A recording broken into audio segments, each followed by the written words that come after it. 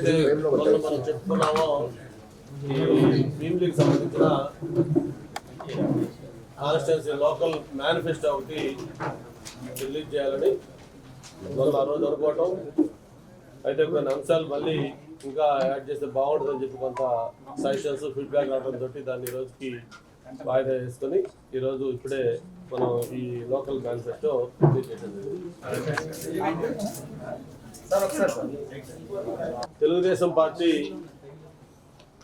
ప్రారంభం నుంచి, party Inception నుంచి కూడా మేనిఫెస్టోకి అత్యంత ప్రాధాన్యత ఇచ్చిన విషయం కూడా మనందరికీ తెలుసు. ఎప్పుడు కూడా ఎన్టీ రామారావు గారు కానీ, ఆ తర్వాత నాయకత్వం చేపట్టిన చంద్రబాబు గారు కానీ మేనిఫెస్టో అంటే ఒక పవిత్రమైన గ్రంథం, ఒక బైబిల్, ఖురాన్, గీత ఇవన్నీ ఎలాగైతే పవిత్రంగా చూస్తామో తెలుగుదేశం పార్టీ కూడా మేనిఫెస్టోని అంతే పవిత్రంగా భావించి దాంట్లో పెట్టే ప్రతి అంశం కూడా ఏ అక్షరం కూడా పొలుపోకుండా అన్ని అధికారంలోకి వచ్చే అమలు చేయాలి అనే లక్ష్యంతో ఇప్పటిదాకా కూడా ఇతర విషయాలు కూడా గుర్తు చేసుకుంటూ, మరి ఇప్పటికే పార్టీ తరఫున మన రాజమండ్రి మే మహానాడు జరిగినప్పుడు ఆ మహానాడులో ఒక మినీ మేనిఫెస్టో రిలీజ్ చేయడం సూపర్ 6 పేరుతో. అప్పట్లో అది పెద్ద సంచలనం. ఆ మేనిఫెస్టో ఏదైతే మనం సూపర్ 6 అని ఆ మహానాడులో మినీ మేనిఫెస్టో రిలీజ్ చేసామో అది ప్రజల్లోకి బ్రహ్మాండంగా ఆ అంశాలను కూడా వెళ్ళడం జరిగింది. ఆ తర్వాత మరి రాజకీయ పరిణామాలు, ముఖ్యంగా రాష్ట్రంలో జనసేన తెలుగుదేశం కలిపి ఒక కూటమిగా ఏర్పడటం, ఆ తర్వాత మళ్ళీ బీజేపీ కూడా కలిసి అలయన్స్ గా ఏర్పడటం, మొత్తం 3 కలిపి ఎన్డీఏ తరఫున ఒక కూటమిగా ఏర్పడి మొత్తం రాష్ట్రంలో 175 అసెంబ్లీ స్థానాలు, అలాగే 25 పార్లమెంట్ స్థానాలకు కూడా 144 అసెంబ్లీ స్థానాలు, అలాగే 17 పార్లమెంట్ స్థానాలు తెలుగుదేశం పార్టీ, అలాగే 8 ఎంపీలు జనసేన బీజేపీ కూటమి, 31 ఎమ్మెల్యేలు ఆ బీజేపీ జనసేన కూటమి పోటీ చేస్తున్న నేపథ్యం కూడా మనకు తెలుస్తుంది. ఎక్కడ కూడా ఈ ఓవర్లాపింగ్ లేకుండా ఒక మంచి పర్ఫెక్ట్ అండర్స్టాండింగ్ తోటి కూటమి కూడా సీట్లు ఫైనలైజ్ చేసుకుంటుంది. ఇక్కడ ఎవరు ఒకరికొకరు మీద ఒకరు ప్రెస్టీజ్కో, పంతాలకో, లేదా ఎవరు గొప్ప, ఎవరు తక్కువ, ఎవరు డామినేషన్, ఎవరు తక్కువ, ఎవరు ఎక్కువ అనేది కాకుండా అందరూ కూడా ఒకే ఒక ఉమ్మడి లక్ష్యం, ఎట్టి పరిస్థితుల్లో కూడా ఈ రాష్ట్రంలో వైఎస్ఆర్ పార్టీ అనేది మళ్ళీ అధికారం రాకూడదు అనే ఒక ఏకైక లక్ష్యంతో ఈ కూటమి కూడా అందరూ కలిసి ఏర్పాటు చేస్తున్నారు. ఎందుకు వైఎస్ఆర్ పార్టీ మళ్ళీ అధికారంలో రాకూడదు అనే ఒక లక్ష్యం ఎందుకు బలంగా పెట్టుకోవడం జరిగింది కూడా ఒకసారి మనం ఆలోచించాలి.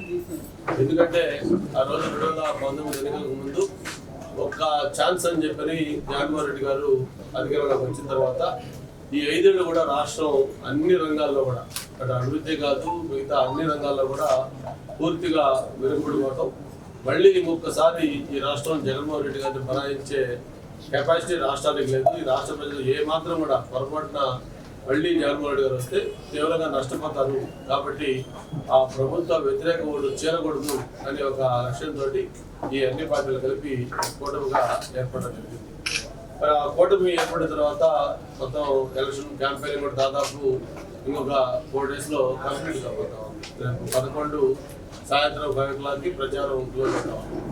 సాక్షాత్తు దేశ ప్రధాని నరేంద్ర మోడీ గారి దగ్గర నుంచి, కేంద్ర హోంమంత్రి అమిత్ షా గారి దగ్గర నుంచి, సీనియర్ బీజేపీ నాయకులు, కేంద్ర మంత్రులు, గడ్కరీ గారు కానీ, రాజనాథ్ సింగ్ గారు, ఇటువంటి వాళ్ళందరూ కూడా ఈ రాష్ట్రంలో పర్యటిస్తూ ఉన్నారు.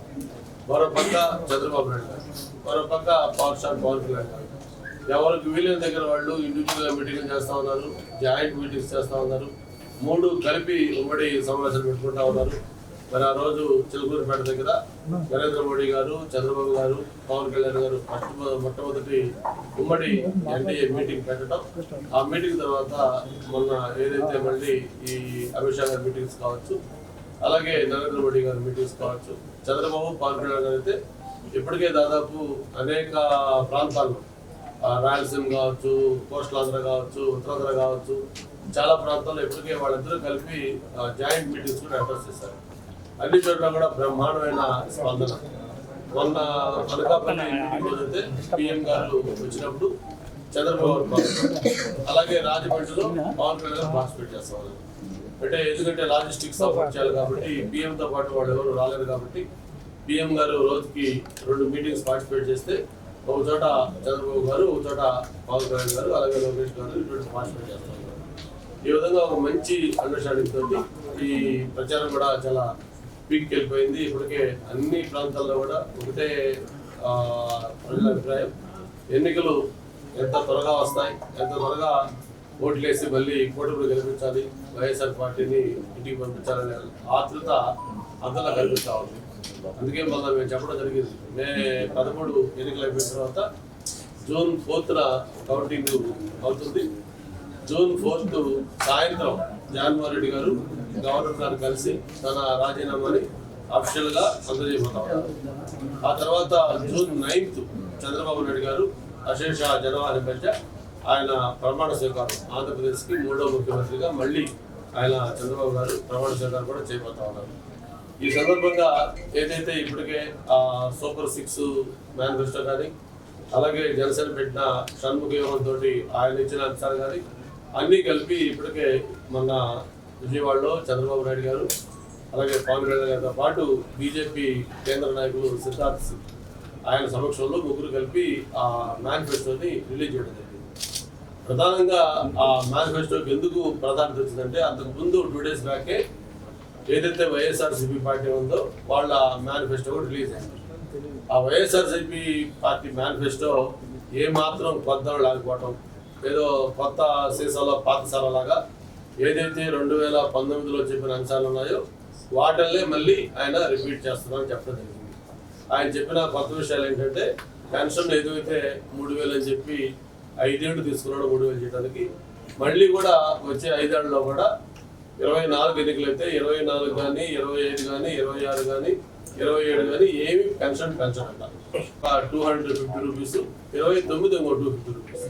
అంటే ఎన్నికల సంవత్సరాలు 28 ఎన్నికల సంవత్సరాలు కాబట్టి ఆ సంవత్సరంలో 2,00,000 రూపాయలు పెన్షన్ పెన్షన్ అని చెప్పి ఆయన చెప్పడం. ప్రజలు నవ్వుకుంటా ఉన్నారు. అంటే ఇంత పిచ్చోళ్ళ ప్రజలు ఎన్నికల కోసం 2,00,000 రూపాయలు పెంచుతానంటే నమ్మి నీకు ఓట్లేస్తారా అని చెప్పి దాని మీద ప్రజలు కామెంట్స్ కూడా చేస్తా ఉన్నారు. అదే చంద్రబాబు నాయుడు గారు ఈరోజు స్పష్టంగా రేపు ఎలక్షన్ అయిపోయిన వెంటనే అధికారంలోకి వచ్చిన వెంటనే ఈ 4,000 రూపాయలు పెన్షన్ చేస్తామని చెప్పి ఆయన హామీ ఇవ్వటం, అలాగే అటువంటి అన్ని అంశాలు చాలా ఇప్పటికే చెప్పారు. ఏప్రిల్ నుంచి ఇస్తారు కాబట్టి ఈ 3 నెలలకి ఏప్రిల్, మే, జూన్ కూడా ఈ అరియర్స్ 1,000 రూపాయల దగ్గర 3,000 ప్లస్ 4,000 రెగ్యులర్ పెన్షన్, మొత్తం మొట్టమొదటి నెలలో 7,000 రూపాయలు ఆ వృద్ధులకి పెన్షన్ ఇచ్చేటట్టుగా అన్ని ఏర్పాట్లు కూడా చేస్తున్నారని చెప్పి కూడా మేనిఫెస్టోలో ప్రముఖంగా చెప్పడం జరిగింది. ఇక అమ్మఒడి కానీ, అమ్మఒడి ఏదైతే జగన్మోహన్ రెడ్డి ఒక్కటే ఇంట్లో ఒకరికి ఇస్తా ఉన్నాం, అమ్మకి ఇస్తా ఉన్నాం, పిల్లలకు సంబంధం చెప్పారు. అలా కాకుండా తెలుగుదేశం అమ్మఒడి మేనిఫెస్టోలో ఎంతమంది పిల్లలు ఉంటే అంతమంది కూడా 15,000, ఇద్దరుంటే 30,000, ముగ్గురుంటే 45,000 లెక్కన, ఇట్లా ఎంతమంది పిల్లలు ఉంటే అది 15,000.